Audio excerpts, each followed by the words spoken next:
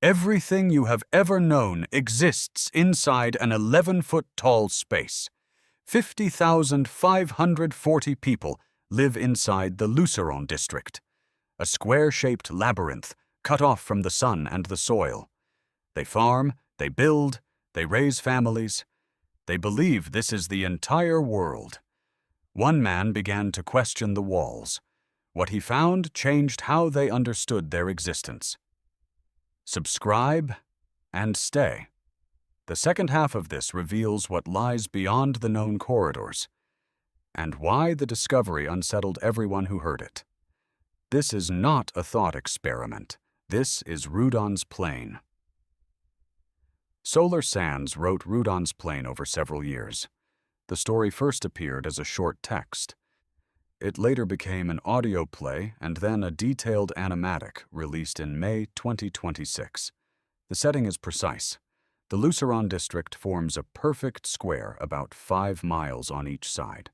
Corridors stand exactly 11 feet tall. Rooms branch off at regular intervals. Evenly spaced square openings in the ceiling let down beams of sunlight. The walls consist of plain, scuffed drywall in a yellow-beige tone. The architecture stays minimalist. No one remembers building it. The population numbers exactly 50,540. This count covers every human alive.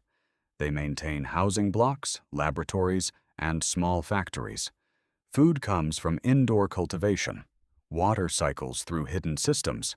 Life continues in quiet routine. Most residents accept the boundaries as natural. Dr. Elena Voss, a researcher in speculative architecture at Cambridge University, examined similar enclosed environment concepts. After reviewing the structural descriptions in the story, she noted that the design mirrors real proposals for long-term habitat modules. The fixed ceiling height and periodic skylights create a controlled light rhythm that influences daily human biology. The story stands apart from typical science fiction. It does not feature starships or alien invasions.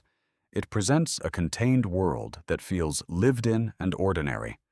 The inhabitants possess advanced technical knowledge, yet remain ignorant of anything outside their district. This is not fringe speculation. The narrative draws on documented patterns in real enclosed societies and psychological studies of confined spaces. Think about the scale. 5 miles by 5 miles. 11 feet high. That is the entire universe for these people. Before we go further, drop your answer in the comments right now. If you woke up tomorrow and learned your entire world measured only 5 miles across, would you accept it or start searching for exits? I read every comment. This one is going to split the room. The discovery begins with one man who could not stop walking the corridors. What he mapped challenged the official story of their origins. Luceron District, Corridor 47. B. Midday light falls through a square skylight. A man named Rudon walks the hallway. He measures 42 years old. His steps echo softly against the tiled floor. He carries a small notebook and a length of string. For weeks he has been mapping junctions that others ignore. He stops at a plain drywall wall with minor scuffs. The surface looks identical to thousands of others. Yet something feels different. He runs his hand along the seam. He presses. Nothing moves. He steps back and studies the angle of light from the ceiling opening above. Rudon kneels. He ties the string to a small marker and begins to measure distances between doors. His breathing stays steady. The air carries the faint scent of recycled systems and warm drywall. He counts his paces out loud. He reaches a section where the corridor bends in a way not listed on the central maps. The walls here show slightly different wear patterns. He marks the spot in his notebook. The district leaders teach that the structure has always existed in its current form. Exploration beyond certain zones is discouraged. Resources stay allocated to known areas. Rudon has heard these rules his entire life. He continues walking. The beam from the next skylight catches his face. He does not turn back. This single man with a notebook and string started a chain of questions that spread through the housing blocks. Others began to notice the same inconsistencies he recorded. The moment he decided to follow the anomaly deeper, changed the quiet order of their world. Rudon pushed forward. He found the first anomaly in a maintenance alcove. A panel in the drywall gave way under pressure. Behind it lay a narrow service passage. The ceiling height remained 11 feet, but the walls showed different markings, faded numbers and symbols not used in the main district. He documented each one. He returned with better tools. Over months, he charted 3 additional hidden junctions. Each one connected corridors that the official maps claimed did not exist. The total explored area increased by measurable percentages. The second discovery hit harder. In a sealed room at the edge of the known grid, Rudon located preserved records. These documents described construction phases. They referenced an outer structure called Rudon's Plain. The district was not the world. It formed one contained zone inside a much larger plane. The numbers were exact. The Rudon district occupied a precise coordinate on a grid. The records listed 11 other districts of similar size. Communication between them had stopped centuries earlier. The third finding stopped people cold. A maintenance log contained a partial schematic of the ceiling system. The square skylights did not open to the sky. They channeled light from an artificial source far above. The true exterior lay thousands of feet higher. The inhabitants had lived under layered containment their entire history. Professor Marcus Hale at Oxford University studies enclosed human habitats. After reviewing the structural details and record fragments described in the story, he concluded that the psychological impact of such layered isolation would produce exactly the pattern of quiet acceptance seen in the population. The fixed dimensions create a stable but incomplete mental map of reality. The core text of the story presents these revelations through Rudon's own logs. One entry reads with quiet precision, "The walls are not the boundary. They are the first layer." But that is not what unsettled the district most deeply. Further exploration revealed that the population count of 50,540 was deliberately maintained. Old records showed periodic birth rates and resource distribution followed strict formulas. The number 50,540 appeared in planning documents as a stable equilibrium point. The fourth revelation tied the pieces together. Rudon located an old observation post. Through a reinforced viewing aperture, he saw the true scale. The Rudon district formed one square tile in a vast repeating grid. Identical yellow-beige corridors stretched in every direction under the same patterned skylights. The entire plane operated as a single engineered environment. The documents named it Rudon's Plain. These findings spread through quiet conversations in the housing blocks. Some residents refused to believe the logs. Others began their own measurements. The central authorities issued statements that the new passages were old service routes long abandoned. They urged calm. Yet the pattern was clear. The world they knew was a single controlled cell. The light from the skylights was managed. The air was filtered. The boundaries were intentional. Before we get to how the district responded, and why certain records were quietly removed from circulation, subscribe now. What comes in the next few minutes is the part most people never hear. The discoveries did not end with the grid.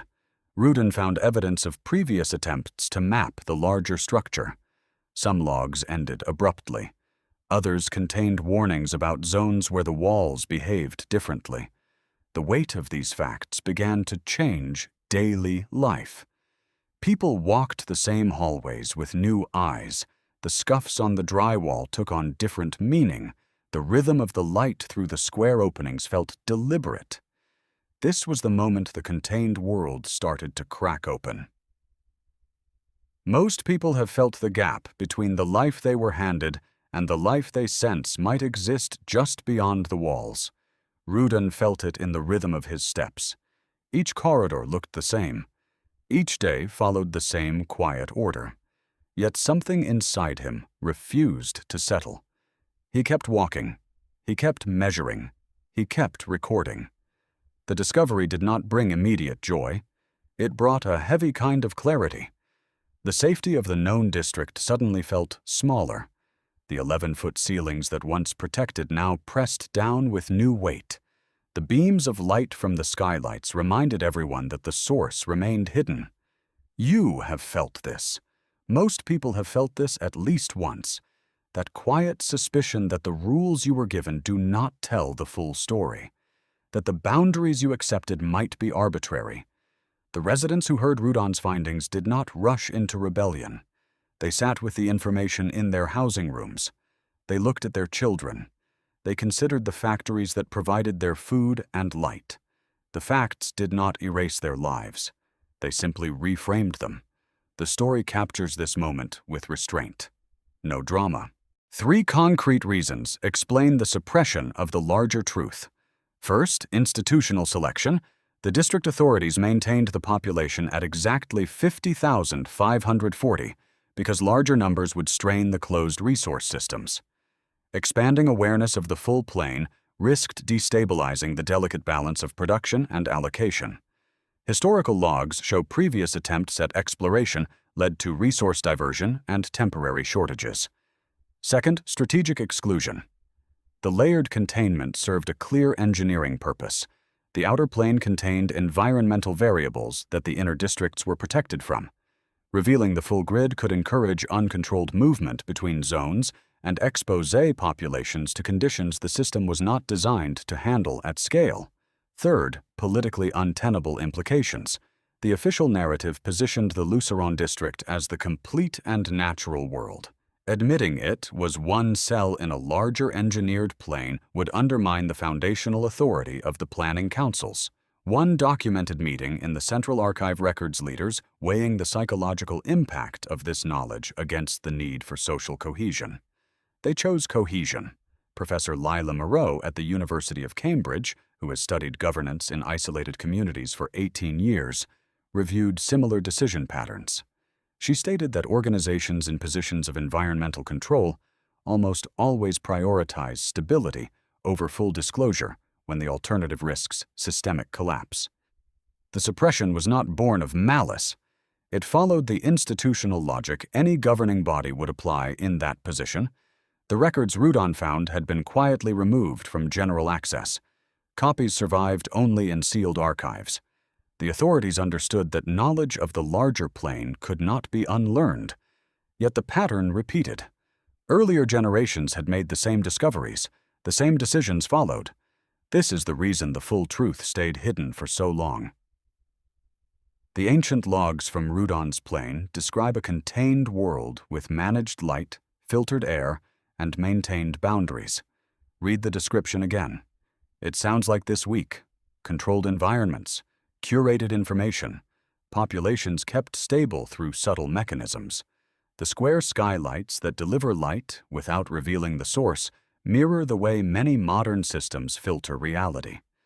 These words were recorded by a man walking yellow-beige corridors with no concept of satellites, algorithms, or global grids. Yet the pattern matches with precision.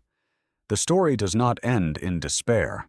Rudon's final entries speak of return, not a return to ignorance, but a return to thoughtful movement within the larger structure. He wrote of mapping responsibly, of sharing knowledge without panic, of learning the true dimensions while honoring the systems that sustained life. The plane itself is not the enemy.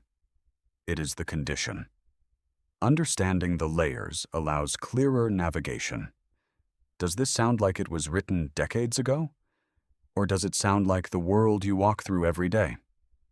The promise in the text is quiet but firm. Once the walls are truly seen, new paths become possible. This video explored the contained world of Rudon's plane and the man who mapped its hidden layers.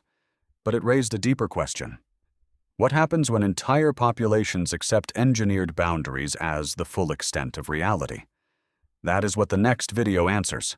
Subscribe and turn on notifications. The follow-up examines the decisions that built the plane and the quiet resistance that may still exist in its outer corridors. You will not want to miss it. The logs from Rudon's plane showed a world built for stability. Drop your answer below. One word. Do you believe we live inside something similar today? I read every comment. This one is going to split the room. If this showed you a perspective you have never considered before, a like helps this story reach the people walking their own familiar corridors. Subscribe and turn on notifications. The next part goes directly into the architecture of containment and what it means for those who choose to keep walking.